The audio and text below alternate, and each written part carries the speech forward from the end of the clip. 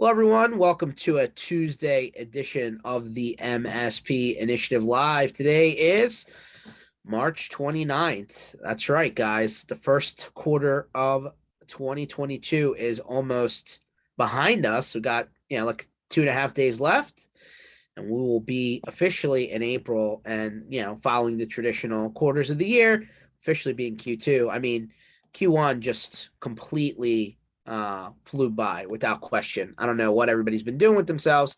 Hopefully not sitting at home anymore. But let me go through some housekeeping, and then we'll check in with our guests today, and we'll go from there. So let me just share my screen. All right, so MSPinitiative.com, right? I'm sure you guys have seen or heard of this page. If not, check it out. Under the Sessions tab is the podcast and video format of this twice a week call, podcast, webinar, whatever format fits you best. So you can go back and rewind since we started this thing back in March 2020. I'm going to skip over a couple tabs. Our MSP Community Block Party, keep your eyes on that for future ones coming later on in the year. Those are always fun. There's always a good story to come from it. We did our last one in February. Future ones coming. I know we're already in the planning phase of the next one.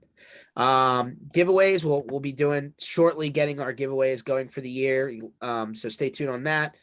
Lastly, we just finished on Friday, week 1 of our Channel Strong Tour. There are 8 weeks this year. We went through Texas, so I'm going to bring on JP in a second here. It was one of our stops. But you can check out all of the weeks and the dates and the locations here. So coming up later on, at the end of April, you see we do Pittsburgh, Erie, Cleveland, Columbus, Cincinnati. And last week we finished Houston, San Antonio, Austin, Fort Worth, Dallas. So if you're an MSP, you're in one of these areas, we're still looking for some hosts for later on in the year. And we're still obviously looking for MSPs come out and join us and hang out with your peers. So hit Channel Strong's page, throw your name in the hat if you're interested in joining us and you're an MSP. And we would love to see you. So that is the housekeeping of the day. And without further ado, I bring on Mr. JP Keesy from F1 Information Technologies. How you doing today, JP? I am too blessed to stress. George, how about you, brother? I'm doing all right. Look at this. We already got Keith chattering over here. I've been busy promoting America's only sports team. Will the giveaways include fine cigars and a 30-year single malt? You never know, okay, on the giveaways. Just hang tight, you'll see. And then as far as America's team, I mean, listen, you do you and everybody else will do them, but the NFL draft comes in I think is in Vegas at the end of April. So stay tuned. Should be an interesting time.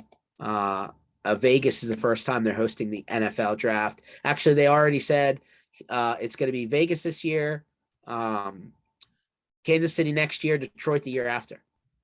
Cool. Glad they're moving around. So they've already set those dates. I'm sure Keith has them circled on his calendar. Well, JP, welcome to the show. Number one, would love to take this time to thank you again. I mean, you're a multi-location helper or hoster, if you would, of the Channel Strong Tour. We can't do it without people like you kind of going the extra mile and giving us a place to land. And we always love Fort Worth. I think we had some pretty good barbecue over at your place this go around, and the weather was absolutely fantastic. It was great, and every year you guys have been there 3 years now. It's grown a little bit every time. We even have more and more MSPs coming over and saying hi and getting that little golden nugget that we all like to get whenever we're all together and talking shop. So no, it's great. I hope everybody gets out there and goes visit the closest city that you guys are going to be at. It's well worth it. It always is. Yeah, no, I appreciate that, and quite frankly, the cool part about it is that we actually expended a little bit of time, right? We used to do 4 to 6. Now we do 2 to 6. Surprisingly, a lot more people came out earlier in the day than we thought. All good. Maybe people love taking a little bit of time outside of work to come hang out with other peers in the industry. But great conversations, JP. A lot of good conversations. And, I think that's part of why we do this, right? Because that's where people actually learn what's working and what's not. I mean, you can watch every presentation on the planet, but until you see the guy that's doing the same thing you're doing somewhere else, I don't know if it really sinks in. It's true. And, there was a couple of them that showed up that surprisingly, the small, 1 man, 2 man, 3 man shops, some of them get started out as, I think Simon Sinek said it best, they have an entrepreneurial seizure, and so they kind of always start out in this break fix, but it's good to be able to educate them to understand, hey, this is a model that's not going to work for you. Here's what we do. And it all becomes a mentorship piece to some effect. And we get better at it because we're teaching what we know, and then obviously they get the golden nugget of learning how to switch it over from that break fix side of things that we've talked about for many years now and stuff. So yeah, I'm always amazed that there's still people out there doing that and struggling to do that. Yeah, I mean, there's two. Yeah, if you're a book person, right? If you learn by reading, God bless you. I mean, at the end of the day, that wasn't my thing. I'm a hands-on guy. I need to like do things and then they register. Like once I see a route, like I'm trying to get somewhere, once I've done that route once, I have it. But if you want me to keep on referring back to the book, that's where you'll lose me. Everybody learns differently, right? But I think the best way, and something that, I'm not trying to get up on my soapbox because I know Keith Nelson will probably, go off too, but I think the best way to learn trades are by learning from somebody else that's already doing it, right? Like everybody goes to college now, everybody gets a degree. A lot of people do, not everybody, but a lot of people do. And then they go out into the workforce and they have no idea what to do in order to start their job, right? They're learning when they walk in the front door of their first gig, and they're trying to figure out, well, how does it actually work? That's how people ultimately learn, right? At least in this country. So I think the more people learn from other people, I think the better off it is. I can't say how many times, JP, like the castle mentality, right? Hey, we're competing. I was like, listen, I know Microsoft NCE reignited some old feelings, right? About, hey, you're with an MSP now, you can't move your subscription until it ends, right? So how do you win new business, and then are your customers stuck with you, kind of thing, right? Yeah. I think that brought back some old feelings of, well, it's my customer. I'm going to dig a moat. There's no world outside of my little kingdom, and I think that's just not realistic. No, it's definitely not. There's number one, there's a plenty of ways to work around. One of the things we did with NCE is we had enough of our flat rate baked in that we didn't really have to have really bad or challenging conversations with our end clients, our client partners. And so we just kind of ate the cost a little bit and slowly said, look, we're going to have to increase this over the time. And it paid off for us to wait, to have those conversations till the end anyway, because, Microsoft does what they always do, and they decided to hold off a little bit on what they're doing. So it was a little bit of a gamble, but we knew what we had to do, and paid off for us. So. No, that's awesome. I mean, and listen, I don't want to keep on harping on that topic. I know Ken Patterson's out there, like just like ESP hearing, every time I say the word NCE gets a little jitter. But I just think that between that and the partner program changes that Microsoft seems to be trying to put in, I think lots of stuffs are happening, which kind of brings some current topics to the table, right? I mean, I've seen a lot of the forums and chatter boxes that I like to call, people popping up saying, I'm not interested in being a aggregator of services anymore, right? Like they're almost taking their labor and like separating it out, right? And saying, I'm not interested in reselling you endpoint detection and firewalls and backup and all this other stuff. I'm going to try and sign you up directly with all these vendors as if I was just an employee of your company, and then you're just going to pay me for my services, for my labor.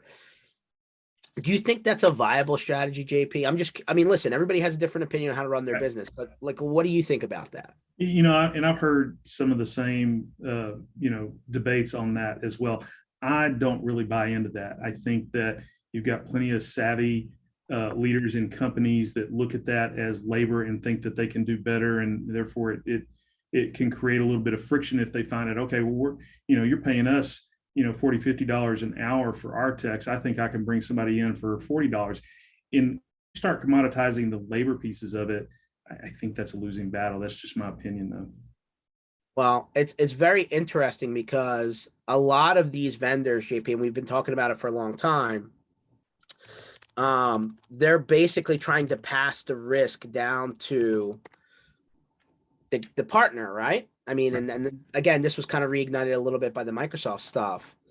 Um, I mean, and then you move that forward, right? A lot of companies started off being very friendly from a channel partner perspective, and then they get acquired, right? I mean, HP just announced the other day, I think it was yesterday, maybe the day before, JP, that they are planning to acquire Polycom or Yep. Poly, right? The headset phone video conferencing manufacturer, right? How does that change things? Or uh, not that, not another one in VoIP land, Sangoma is buying intends to buy Net Fortress, which is like the old, which is another phone system platform that they're rolling into the kind of the Asterix ecosystem.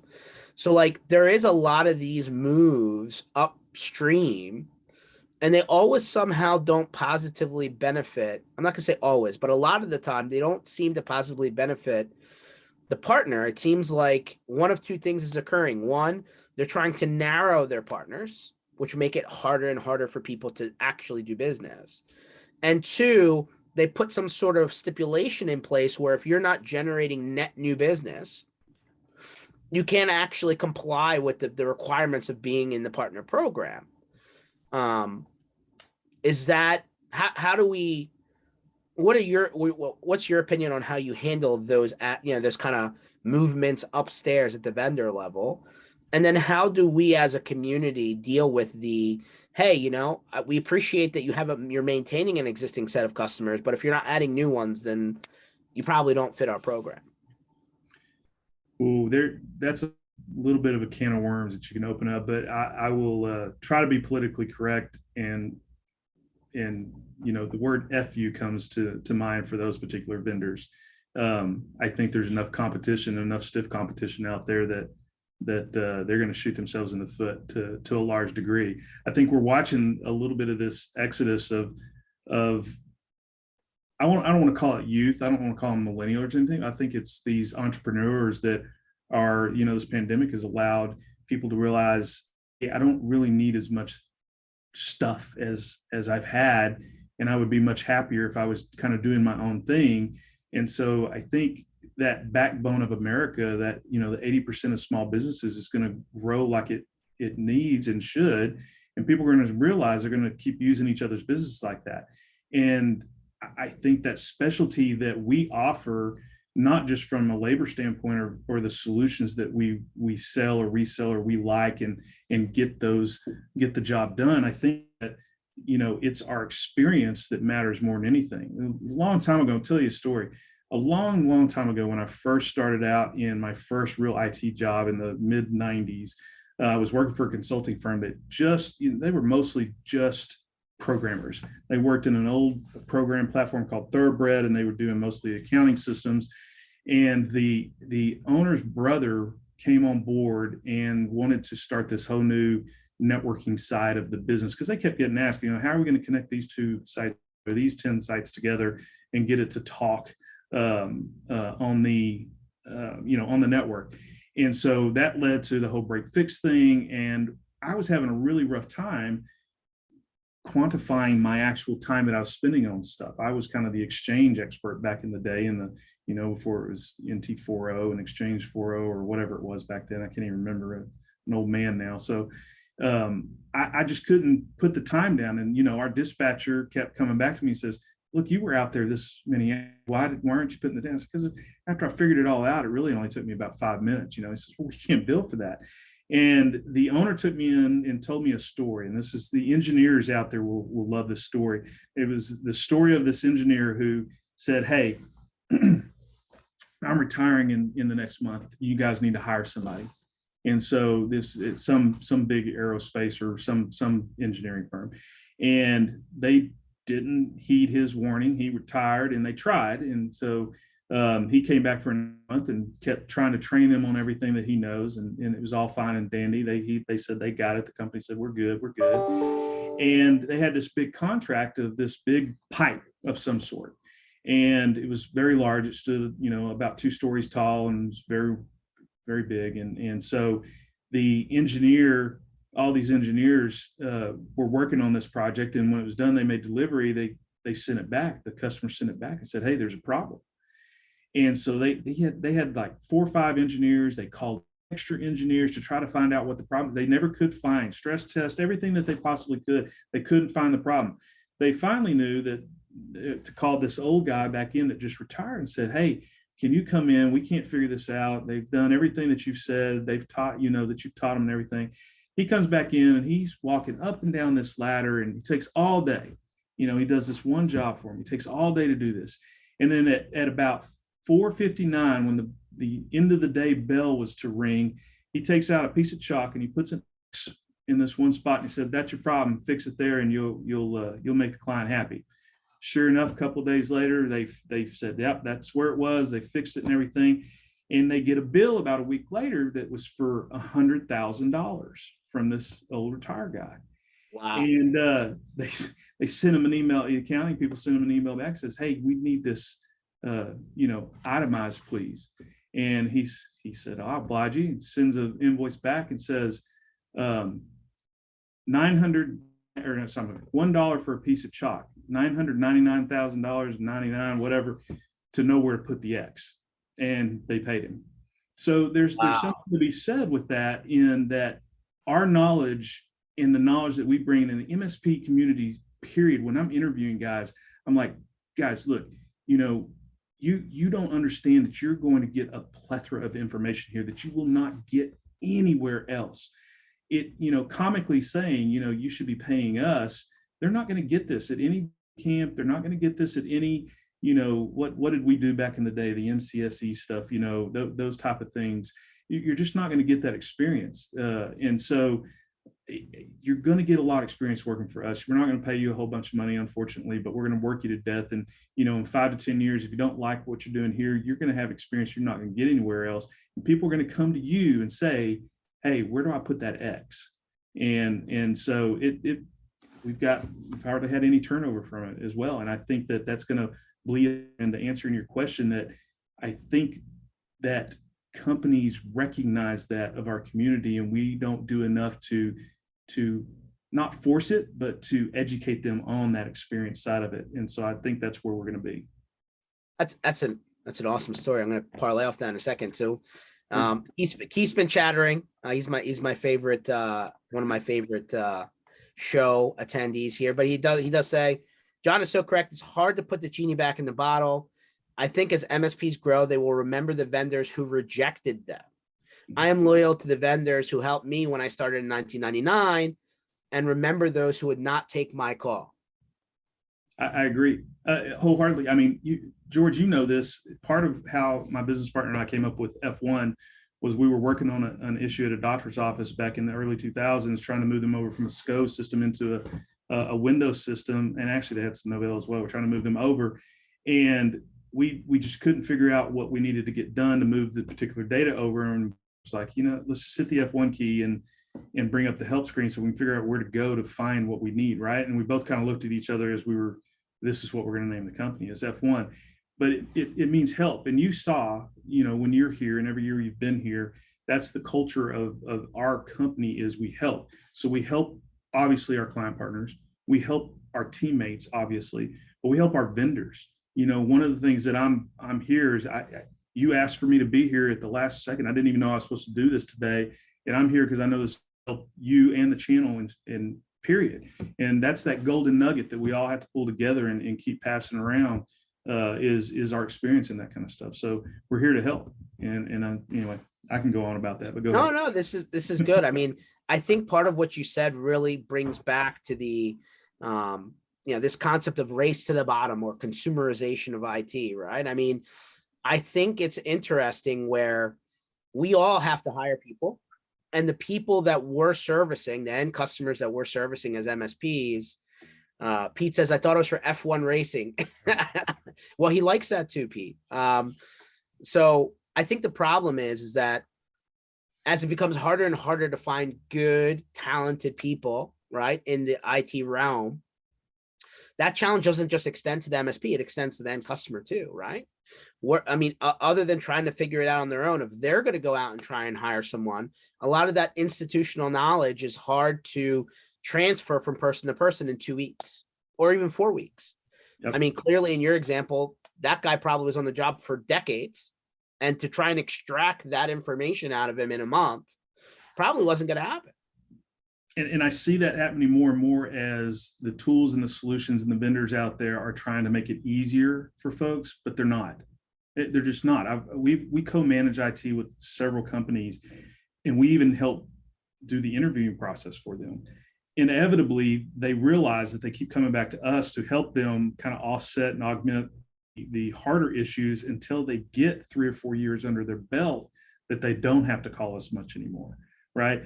But they still do, because it ends up being an extension of their team, and so I think that's also where a lot of where our industry is going to go, is a lot of the augmented kind of virtual, I know labor is not the word I want to use here, but teams that have the sets of experiences of dealing with any of these issues. And the longer you are with a company, the more of that knowledge you're going to get and know where to put that X. Yeah, it's very interesting. I mean, the amount of stuff that the MSP has to know on a regular basis is anywhere from desktop support to server stuff to networking to cloud, now security. I mean, it's a lot of spectrum to get through. To relationships with other vendors, we are we're the general contractors of the technology world. Yeah. Keith comes in and says, I think the problem is most small businesses think that there is an IT guy, the super IT guy, hero. However, we are a team of multiple talent sets, including business workflows. Yeah. I mean, it's reproducible outcomes, right? I mean, it's, that's the end goal, right? Does the business get what they need to operate, grow, run, whatever? Technology is a mechanism to help them get there. I think that the paradigm has shifted though, JP. I think a lot of businesses now understand the value of technology rather than look at it and say, man, that's just a business expense that hurts my bottom line. Yeah. And you're right. We've watched it with a lot of the younger entrepreneurs coming in and starting businesses. I know I need you. I know I need these services. What can you give me? I can't pay, $400 per user per month. What can you give me for this? And so we've had to be creative on exactly what we're trying to do. But it's changing, like you said, the dynamic of what we're here. They're really looking at us kind of back in the day when we first started out as these consultants, these guys that know more from gaining that experience from being able to touch several different industries. Even if you're in one vertical, the fact that you're touching the competition and learning more issues that way than if you were to hire somebody in-house. We've all said this for decades. You hire somebody in-house, they're going to get really rutted in on what they know. And even as MSPs, we don't look to those particular IT folks a whole lot, just because they can't serve the bigger picture, which is, as Keith was saying there, we're the IT superhero, so. It's interesting to me that even until this time that, when you go to an attorney and, because you don't know how to handle something legally, or you go to a doctor because you can't figure out why you're sick, they seem to never question those people. But then when it comes to technology, like apparently Google is the master, IT fixer of all things. And then like we get devalued somehow. I still get confused why that happens. I kind of related, I think, to an anecdotal incident. So when they go out and they look and they Google something up, it's anecdotal to what what that experience is. And if you don't have the knowledge to even know how to search for something and weed through all the BS that may be associated with that, but may not be the issue that you're looking for, you still need somebody that has some experience to even weed through all that. It's still going to take you twice as long or 3 times as long. And businesses can't afford to be down at all these days. So I think we should work backwards from how much time are these end customers willing to spend on this stuff? Exactly. Because ultimately that's what it keeps on coming back to that. You want to burn time. You might eventually get to the answer. You just want it solved now. And the newer companies and the youth of all of these entrepreneurs, they are so used to things just working and working right that when they are trying to scale their business and things don't work quite the way that they thought they were going to, it may be easy to run thing on a Google, right, on a G Suite deal, but that doesn't scale very well when you start needing to add specialty things in there. You're learning as an entrepreneur, hey, to run this business, I really need to know this information as well. Now all of a sudden, your simple solution that you had isn't quite so simple anymore. So I agree. So Keith did it funny. He's like, you must have not seen me with attorneys. I often tell them I can walk into a courthouse every day and find 50% of them are wrong. Same with doctors. Okay. Yeah, you might be right, Keith. You're a smart guy. But generally speaking, right? Like let's talk about lawyers for a second, since you brought up that Keith. I'd say maybe, and I don't want to devalue them at all. I mean, but 40 to 50% of what they do is process, procedures, and documentation. If you don't know how to file and you don't know where to file, you just you're in this black hole until you finally spend enough money in fees to figure out that you really should have been filing this form at this department, this, that, and the other. It's like, you ever see like any movie with a DMV, right? And then you find out that you filled out the wrong form and they send you to the back of the line. You got to start all over again. This is just stuff that because you're in your little niche, right? and it's not just lawyers, it's all kinds of industries. I mean, look at realtors. But you got what is the Intuit one, Rocket something, trying to sell your house, where people don't realize the value that a realtor brings to trying to sell your house. It's not just about listing it out there. It's about showing it. It's about knowing the gotchas in the area and the schools. And there's everybody knows this analogy. Yeah. So anyway, yeah. No, I mean, there's just stuff that you don't know. So I wanted to, kind of pivot now. I know our buddies, Matt Lee and Dom Kirby and a bunch of those guys just did a webinar on this. But it looks like this new cybersecurity law has been put into law, signed by the president, Congress, which requires incident reporting for critical infrastructure. Look, this isn't new. Many states have had these reporting laws on the books for several years. Texas has had theirs in there for about 8 years now. And it's now. Does anybody follow it? Question. It's not necessarily anybody's followed it. I think that it is that know enough about it to know that they're supposed to be doing certain things.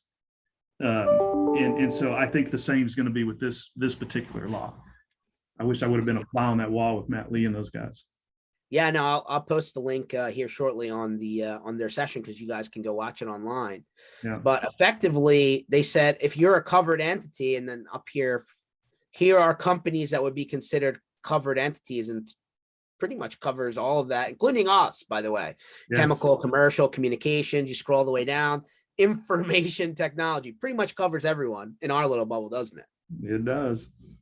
So if you guys haven't figured this out, I mean, I don't know. Like I said, I'll post the website, the 1 hour session that those guys did.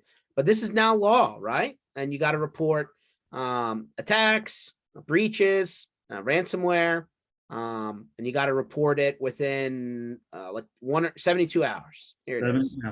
Yeah. So where do you report it? Well, I'm sure, like to JP's point, maybe the state that you're in has something similar, but they're asking you to report it directly to CISA, which is the government agency handling cybersecurity at the federal level.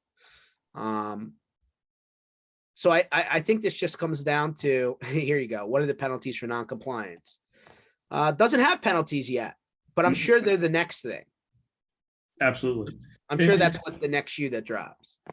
Why? I don't know why they didn't give us all a SIM, link that we could send all of our files, our logs to. Just let us send all of our logs to them, let them sort it out. Because, we've turned on logging for certain attacks at certain levels. And one of them that most companies, if you're running good hygiene security, is obviously at your firewall, and really diving in and looking at it and seeing where the attacks are coming from, and if they are an attack or not. Well, generally they're an attack because Matt Lee will tell you this, they're scanning to see what's open. That's an attack. or does this law, and not where I've seen it, are they defining what these terms are? The DOJ, what was it, about 3-4 months ago, defined that the word breach now can be searched with just a simple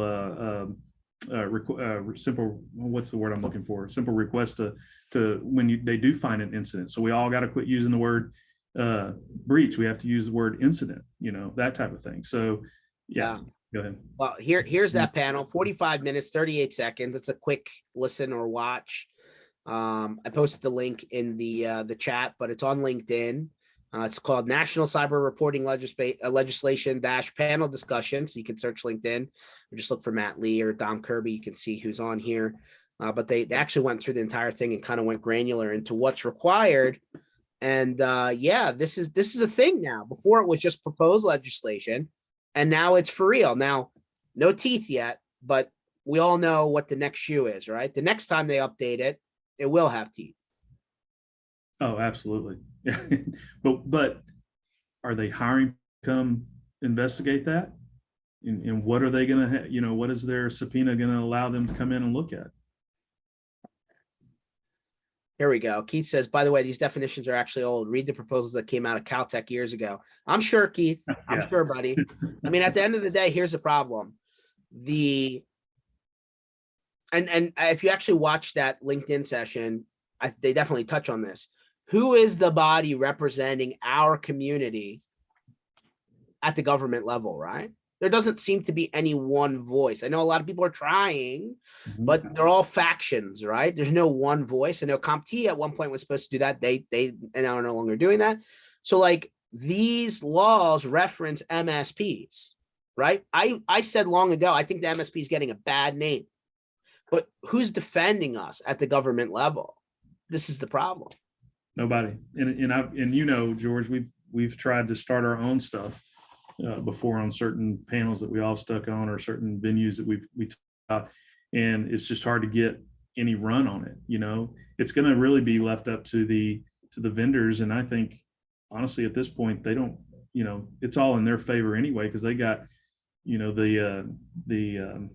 who's the lawyer? I'm drawing a blank right now. The scary one that you have on a couple of times. Brad Gross. Yeah, Brad Gross. He wrote our stuff, and we had him. He checks it every 3 or 4 years, make sure it's the way it's supposed to be. But we're all going to have something that says, hey, it's not us. It's not us. It falls back to whatever. It's the same thing that the healthcare industry has with their BAA and everything. So. Yeah, 100%. You know what? Here you go. I'm going to open this up now. Let's see if this stays on the rails. I'll add Pete. I'm just going to open it up to everyone. I'm sure Darren will have something to say, and definitely Keith. But go ahead, Keith. Stop. I'm going to help you. I'm going to save you some typing, buddy. Go ahead. All right. Well, you and I discussed this legislation with Brad Gross months ago. Yeah. And I think he told me I was wrong.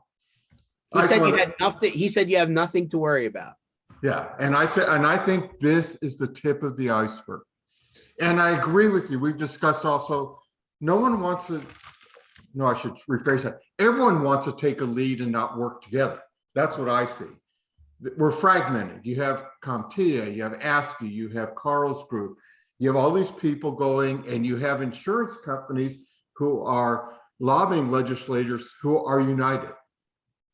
And we've been through this, and again, every time I bring it up, it insults someone, but legislators are attorneys.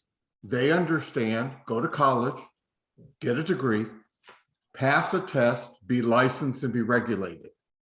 So until we make an effort to correct that train of thought, and again, I've told you, as someone with degrees, I don't think they're worth more than experience, but until we make a concerted effort to change that thought, I think that's where legislation is going to lead, because they don't understand our business. No one's really explaining it. Insurance companies are sitting there saying, we don't want to be liable for breaches, blame these guys. And legislators are saying, we don't even really know who these guys are. And we talked about this when someone was bragging that the fact that the DOJ finally defined what a provider was. And I said, that is not a good thing. That is a bad thing. Because when they identify you by your activity, they're saying, here's the group you can sue, And here's the group we're going to hold liable, and we're going to make that net as broad as possible. And so you will suddenly get lumped into, what's the term I hear people say, trunk slammers, you know, whatever, and you're going, unless we define ourselves, and in my opinion, agree to some amount of regulation. I'm not saying government, but some amount of oversight. Unfortunately, the industry is a little bit skewed. Right. I mentioned partner programs earlier in the call, right? And how they're making it about new business, not about maintaining existing. And as a result, the programs are becoming harder to actually stay in as a partner. I believe our industry is largely determined by money. How much revenue are you generating as an organization is how they start to quantify where you sit in the chain. And unfortunately, you could just be a really good salesperson and not be very good technically and generate a lot of revenue, right? I actually think many of the MSPs are much better salespeople than I am. 100% better.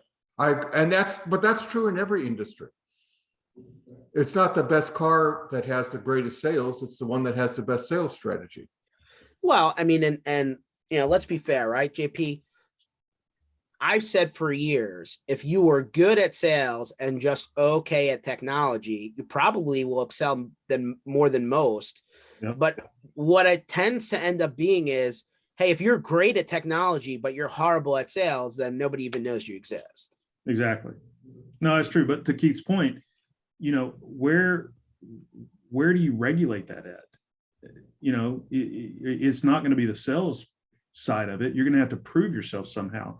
And I don't think you're wrong, Keith. I do think that we're a lot further out to that than what a lot of people are fearful of. And I think that technology is going to progress to a point where it's going to make that a whole lot easier for us to become certified, so to speak, or our companies are going to be certified to some degree, because it's going to be adopted in some sort of framework that we're all going to finally agree to, and we're all going to stick our companies to, and it's going to be a whole lot easier for us to be, to be that. Even being a lawyer now is not super hard to get. I've known a few guys that have gotten it from a book smart side of it, that they were in, and boy, he's getting his ass handed to him right now in his first litigation, and the judge has just ripped him a new one, basically almost threatening to take away his license. So I still kind of go back to, the experience is really going to dictate how our industry continues to grow, and it's going to be those of us that are willing to really teach the young guys and steer this ship that we all are on in the technology world to sort of framework and some sort of certification. What is it? CPAs kind of had their own regulations when they first started out. Matt Lee is really good about talking about this as well. And I feel like we're going to head down that path. Now, that's not to say that your Louisiana governors and your administration that's putting out these laws like this are going to get some covered entities to at least try to get them secure now, or to using better tools and not having these less experienced, less hygiene MSPs or trunk slammers, as we've come to know some of them, to say, hey, as salespeople, they're going to go out and they're going to try to get every buck they can and tell these companies, no, you don't need that. You're going to be secure enough using this. And they're not going to be able to do that any longer. And I'm okay with that. I'm seriously okay with that. Our infrastructure in this country is horrible right now anyway. Matt, and I hate paraphrasing someone that I respect so much. I think Matt Lee basically says in that webinar that we ourselves are the covered entity. And that's his impression, is that it doesn't matter who your clients are, that because we were an exempted business. Well, information technology is listed at point blank in the document. So his interpretation, I'm just saying how he reads that law is, we're covered. So it doesn't matter who some people say all my clients are uncovered entities, so I'm exempt. And Matt Lee's impression is, no, you yourself are the covered entity. It has nothing to do with your client base. I haven't read through it enough to see which ones, but that's an interesting perspective on it. No. And I trust him because he's usually right. And he has a great beard. And guys with beards are the smartest ones in the channel. Do you think so? Obviously, I've heard myself with my own 2 ears that there are people on the older age spectrum here in the sandbox, MSP Sandbox, I like to call it, that are like, I'm not interested in learning a whole new level of stuff. I'm ready to check out. Like I was gonna put another 4 or 5 years in. Nope, I'll just sell it now and just I'm not gonna stay up at night worrying about all this cybersecurity stuff. So that's on one end of the spectrum. I'm starting to get the feeling, guys, and I could be wrong. I'm starting to get the feeling that we're not seeing a lot of new people come in from the other side, the young people, right? Do you feel that? Do you agree with that? I don't know. I feel like there's now a gap, right, where we're not seeing new blood come into the industry. I disagree with you. Go ahead, John. I think that's in a lot of industries, not just ours. And I don't know that I agree wholeheartedly with you. I think that those guys that are checking out, and we all know some of them, we know them personally, that are fearful of what's coming down, the path, the pipe, if you will. I understand that side of it, but there are some of us that we still feel compelled. I took a business coaching class, several years ago. And one of the things that they challenged us with at the end of these 2 years was, hey, find a competitor, smaller than you. If it's, try to do it in your own backyard so that you can meet with them often and mentor to them. I think mentorship is something that, I didn't have growing up, but I think that those of us that are on one side of the spectrum you were just talking about are kind of taking that to heart to teach these guys, this is what you need to do. And I've taken that to heart, where I've gone through 3 different young people, I guess I have to say people, not men, young people these days, and help them bring their companies up and different things to look at. It's not any different than us meeting up at the MSP Initiative things and teaching what we know. It's just finding the right ones that are willing to listen to that stuff.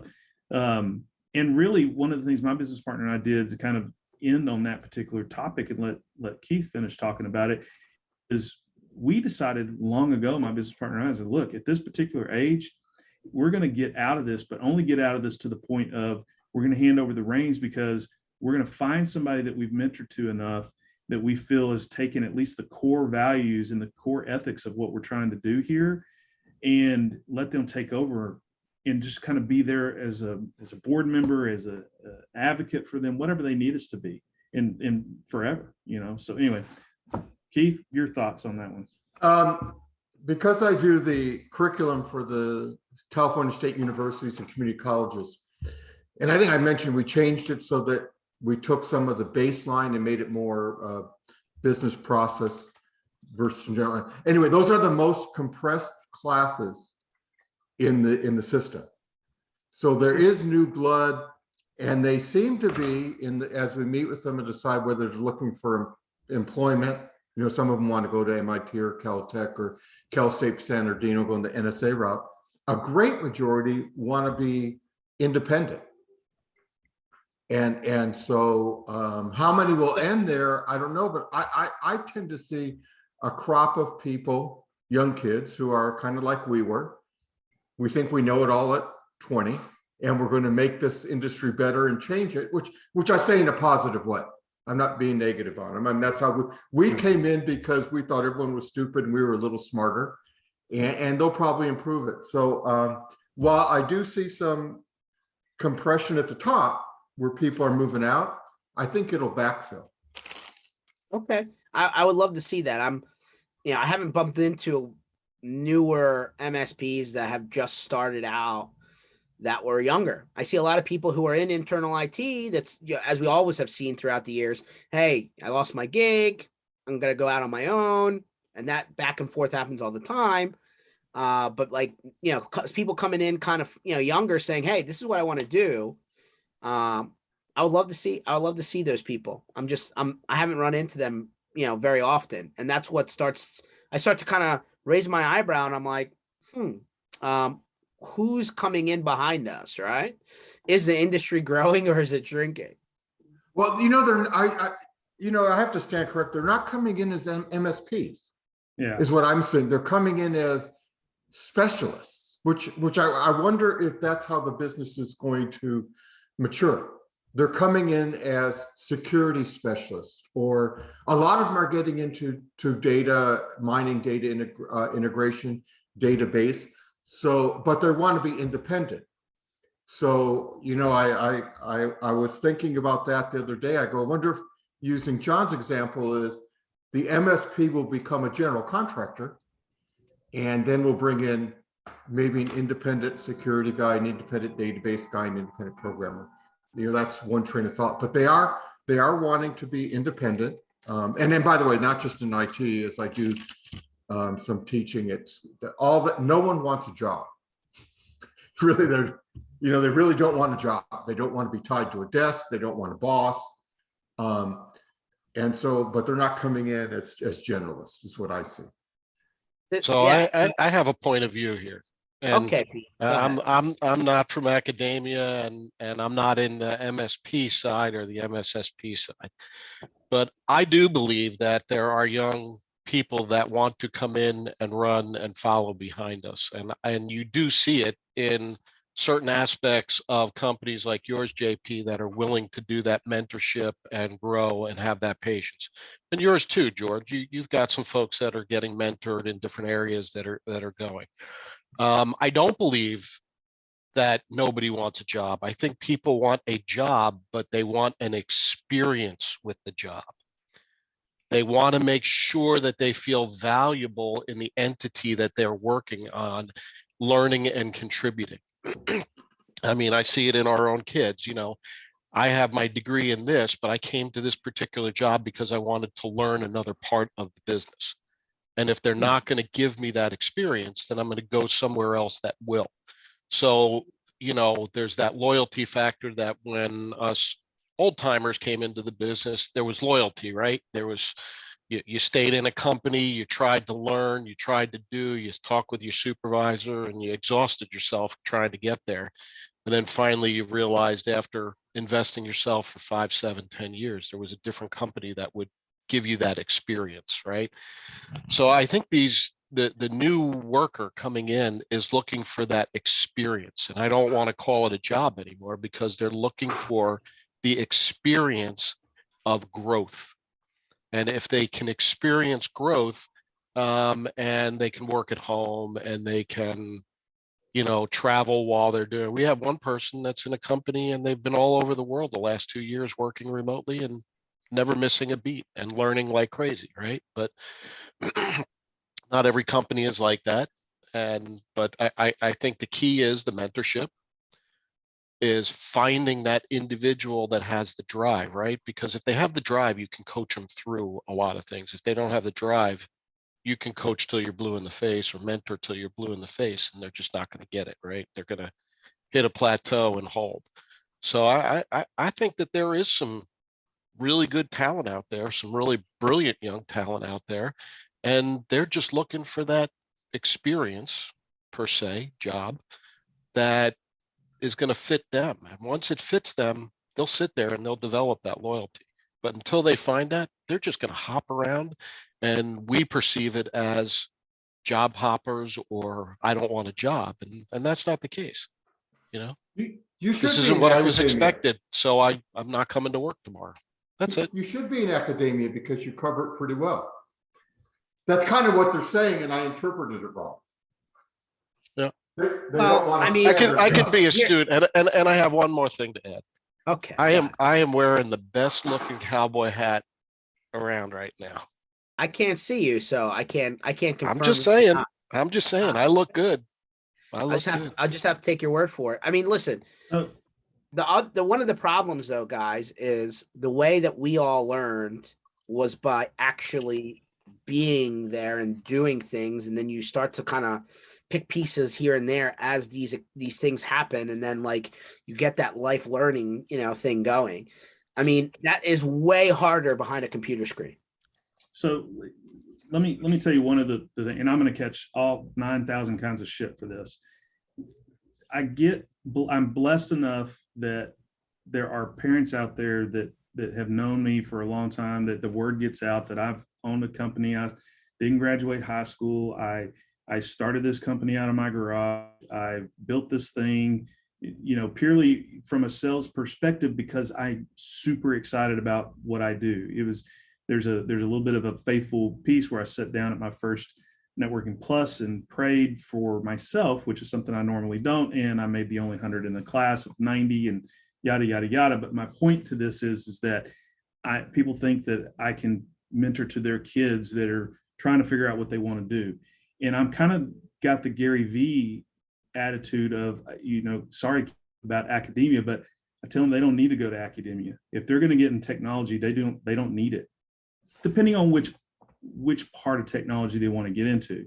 Now, if they're trying to be a doctor or a lawyer, obviously something like that, they need to go and get some of that experience through academia. But in the technology world, I don't know that there's a whole lot, period, that they can't learn with on-the-job training and learn it faster and learn it better if they get in the right company. And so I am a little bit there with Pete, that there's people that know that they want to try this out. They get into a good company, that they're learning a little bit. I don't think it comes from academia, unfortunately. I've interviewed hundreds of people that have come from academia, and I haven't hired one of them, not one of them. Wow. Not one single one, because honestly, they just weren't excited enough about it. They didn't want it. And to Pete's point, it's pretty easy to ask the right questions to find out if somebody is in an industry that they're going to be happy in. If you find that person, they're gonna soak it up like a sponge. They just are. Anyway. I hate to say that about academia and the technology world, but at the same time, I think it's factual. No, it is.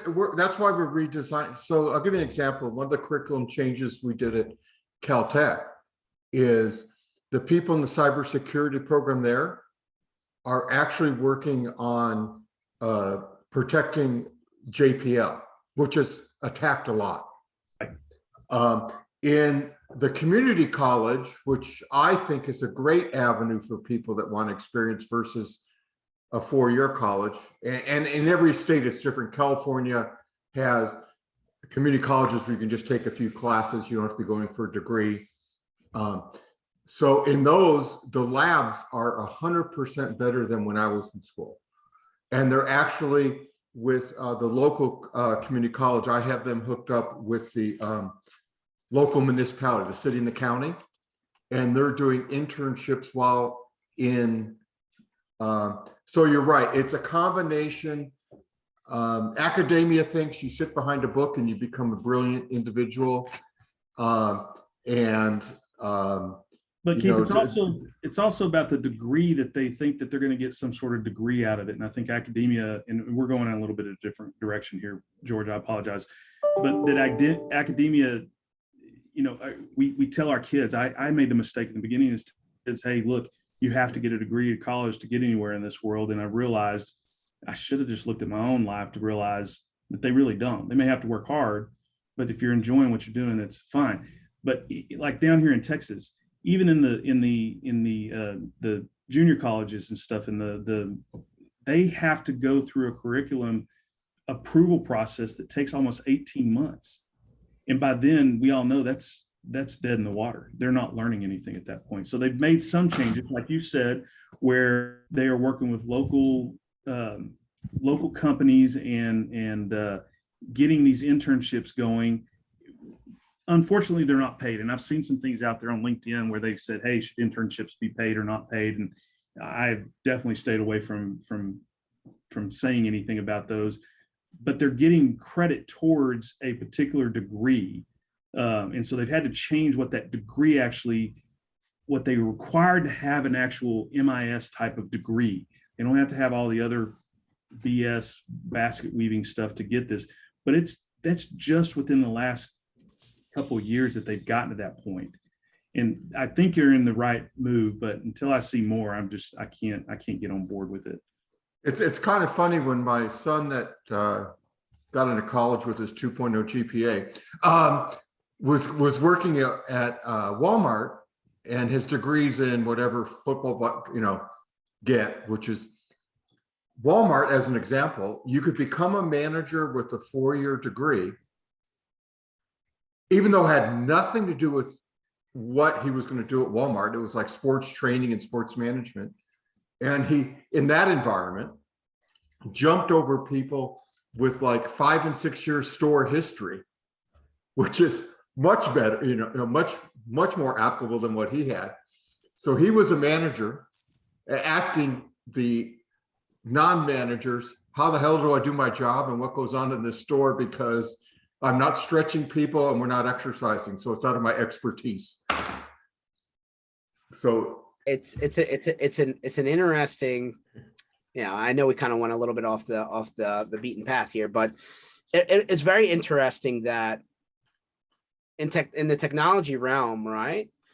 A lot of people are self-taught. A lot of people did their certifications on their own. A lot of people literally just bought stuff off the internet cheap, and like labs taught themselves, right? They kept on breaking and fixing and breaking and fixing until they've ultimately figured it out. I mean, that's that hands-on approach, guys. I mean, and at the end of the day, did you generate enough knowledge to be able to be the guy who can do the X, like JP said, right? Like, nope, I know where this is. You got to do this. And it's like, well, that's not in the manual.